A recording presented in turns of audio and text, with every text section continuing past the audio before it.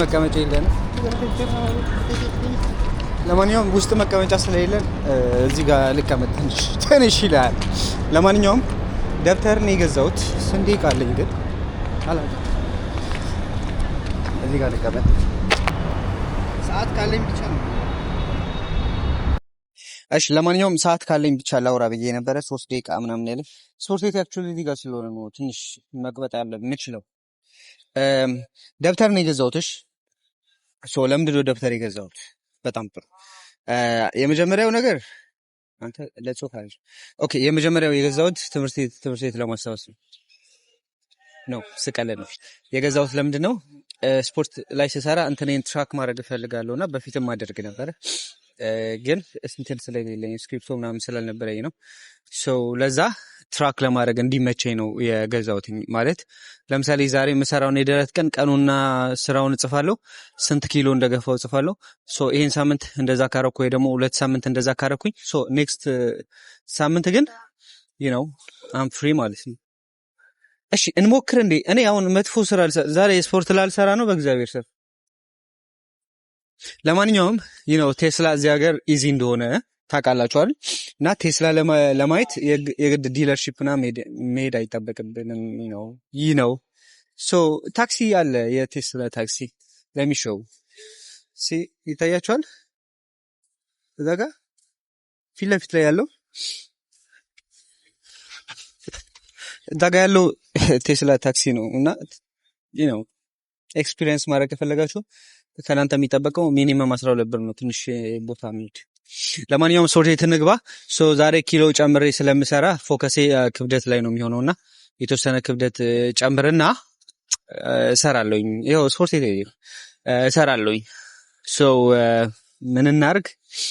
ለዛ ነው ትራክ ማድረግ የምፈልገው።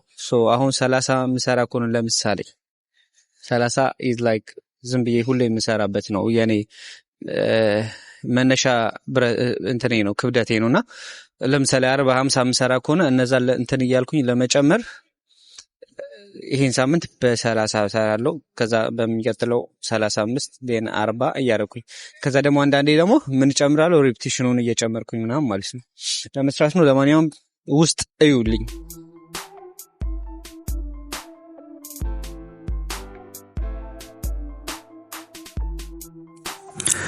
እሺ ለማንኛውም የጀመርኩትኝ በጀስት ፕሬስ በስሚዝ ማሽን ላይ ነበረ ግን ትላል። ለማንኛውም የጀስት ፕሬስ ሲሰሩ ስሚዝ ማሽን ላይ አንድ ትልቅ የሚታይ ችግር አለ። እሱም አንደኛው በተለይ እንትን ስታስቀምጡ ቤንቹን ስታስቀምጡ እዛ ጋር ትልቅ ሰት ትሰራላችሁ ወይ እንሰራለን ባላንሲንግ ወይ ደግሞ ስትሬት ማከል ላይ መጣለን ይችላልና በዛ ምክንያት ትንሽ ችግር ይፈጥራል። ለዛ ነው እዚህ ጋር ኢቭን ትንሽ ቢሆን ኢፌክት ስለሚኖረው ወይ ተጽዕኖ ኔጌቲቭ ሳይድ ስለሚኖረው እሱ ትንሽ አስቸጋሪ ነው። ስለዚህ ፐርፌክሽኑን በምን እንደምታመጡት አላውቅም፣ ግን በተቻለ አቅም ስሚዝ ማሽንን ኖርማል ቸስት ፕሬስ ላይ ሲሰሩ ይሄኛውን ጥንቃቄ ማድረግ ይኖርባቸዋል። ካልሆነ ወደ ኖርማል የቸስት ፕሬስ ፎርማል የሆነውን በእንትን ላይ መጠቀም እንችላለን ማለት ነው። እኔም እሱን ያደረኩትኝ። ይሄን አክቹአሊ ዩዥዋሊ እንደ ማሟሟቂያ ነው የምጠቀመው። ሶ ከማሟቂያነት የዘለለ ስትሬት ሆኖ ለመጠቀምና ሹር ሆኖ ለመስራት ትንሽ ያጠራጥራል ማለት ነው። ስለዚህ እዚህ ጋር እንዲሁም እኔ እዚህ ጋር እንዲሁም ጨርሼ ለመሄድ ነው የፈለኩት። ምክንያቱም እንደ ሀሳቤ ከሆነ ቸስት ፕሬስ በዳምፔል ነው ኪሎ አብዝቼ ምናምን መስራት የፈለኩት። እዚህ ላይ ብዙ ሰዓት ለመውሰድና ብዙ ለመቆየት ነበር ሀሳቤ። ሬፕቲሽኑን አስቤ ብዙ ለመስራት ነበር ያሰብኩትኝ። ነገር ግን እንዳሰብኩት አልሆነም። የሆነ ሰዓት ሲያወዛግበኝ ስለነበረ ፖዚሽኑ እሱን ትቼ ወደ ኖርማል ቸስት ፕሬስ ነው ሄድኩትኝ። ሶ እዚህ ላይ ሬፕቲሽኑን ነው ሞር ፎከስ ያደረኩትኝ። ግን ምን አደረኩኝ? ይሄን የስሚዝ ማሽኑን ለሾልደር ፕሬስ በመሃል አክቲቭ ለማድረግ ለሾልደር ፕሬስ ተጠቅሜዋለሁኝ። ከዛ ውጪ ግን ሙሉ በሙሉ ትቼው ወደ ኖርማል ቸስት ፕሬስ ነው የወጣሁት። ሶ ቀጣይ ዳምፔል ፕሬስ ነው የምንሰራው። በዳምፔል ቸስት ፕሬስ እኔ ዛሬ ላይ የተጠቀምኩትኝ 40 ኪሎ እና 30 ኪሎ ነው። 3 ሴት እና 2 ሴት።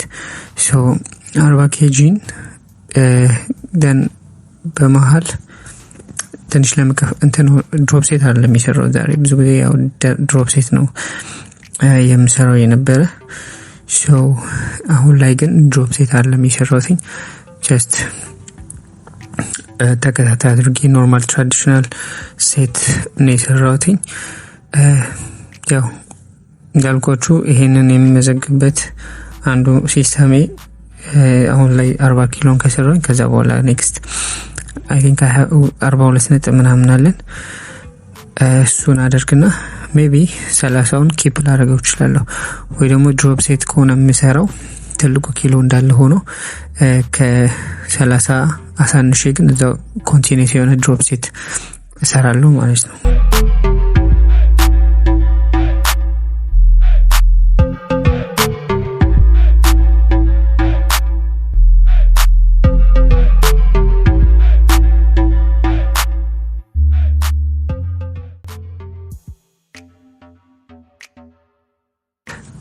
እሺ ከዛ ቀጥዬ ይሄንን ወደ ኋላ ይሄ የድሮ አብሬው የምሰራው ልጅ ብዙ ጊዜ ከሱ ጋር እሱን የሚያስታውሰኝ አይነት ስራ ነው። ያው ይሰራ ነበረ እና ድሮ ስንሰራ ይሄ ነበረው ላይክ እንትን ውስጥ ስፖርት ቤታችን ውስጥ ነበር የተለጠፈ ማለት ነው። እንደ ይሄኛው ሴት ራሱ ማለት ነው። ሶ ይሄኛው ላይክ አይ ቲንክ ዲቴል ላይ ሞር ትኩረት ያደረገ ከዛ በኋላ ያው እንትናችሁን በደንብ ፍሌክስ ያደርግላችኋል። አክቹሊ የጀርባ የሚያሰራችኋል ምናምን አይነት ነገር ግን ያው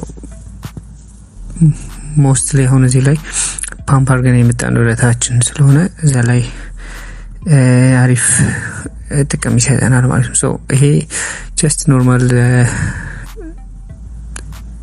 ፊኒሽ አፕ በመሰራው ነው እንጂ እንደ ሴት ምናምን አይደለም። ያው ብረቱን ዝም ብዬ ከማስቀምጠው ብዬ ነው።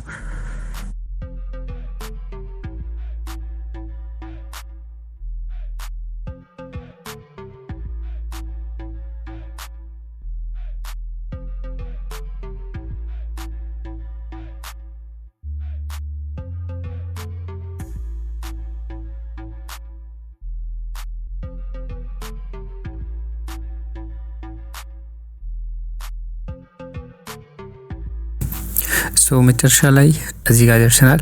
እንዳልኳችሁ በሳምንት 2 የደረስ ቀን ያለው። ሶ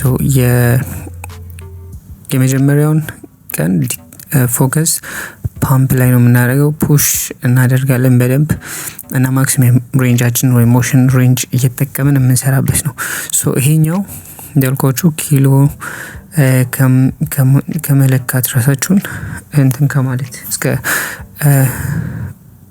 ትልቁን ቻሌንጅ እስከማድረግ ድረስ የምትሄዱበት አይነት ነው። እንዳልኳችሁ የአንደኛውን ቀን ለዳምፔል ለፕሬሶቹ ታደርጉታላችሁ። አንደኛውን ቀን ግን የቸስት ፕሬስ ኖርማል እሱን ቻሌንጅ ራሳችሁን የምታደርጉበት ነው። ሶ ያንን ነው የምታደርጉበት ቀኖቹ። አንዳንዴ ሁሉንም ሃርድ አታደርጉትም። ሶ እኔም የዛሬው ቀኔ ሲምፕል ለማድረግ ስለሆነ ሀሳቤ ወይ ሁለተኛው ቀን ስለሆነ ይሄኛው ሶ እዚህ ጋር ነው ፊኒሽ አፕ የማደርገውና ይሄኛውን የመጨረሻ ስትሬስፉል የሆነ አይነት መዝጊያ ነው።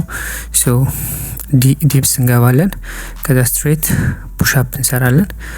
ከዛ በኋላ ትንሽ ኪሎ አለ እሱም ጀስት ፓምፕ ለማድረግ እንዲሁም የምጀምረው ቀጣይ ስሰራ የምጀምረው ከቸስት ፕሬሱ ነው።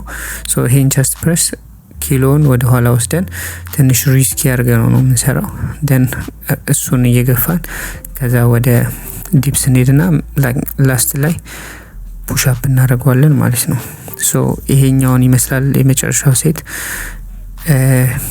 የሆነ ኮንቲኒየስ ፓምፕ ይሰጣችኋል መዝጊያችሁን ማለት ነው።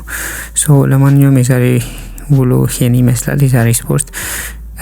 ቀጣይ የሁለተኛውን የደረት ቀን እሱን አሳያችኋለሁ። እሱ ፎርማሊ ራሱን የጠበቀ እና ትክክለኛውን የደረት ስራ 1-2 እያለን የምንሰራበት ነው። እዚህ ላይ ግን እንዳልኳችሁ ፍሌክሲብል መሆን እንችላለን። አንደኛውን ሰዓት ቻሌንጅ የምናደርገው የሆነ ፓርት ወይ የሆነ የወርክአውት ሴት ይኖርና እሱ ላይ ነው ፎከስ የምናደርገው። ለማንኛውም የዛሬው ቪዲዮ ይመስላል።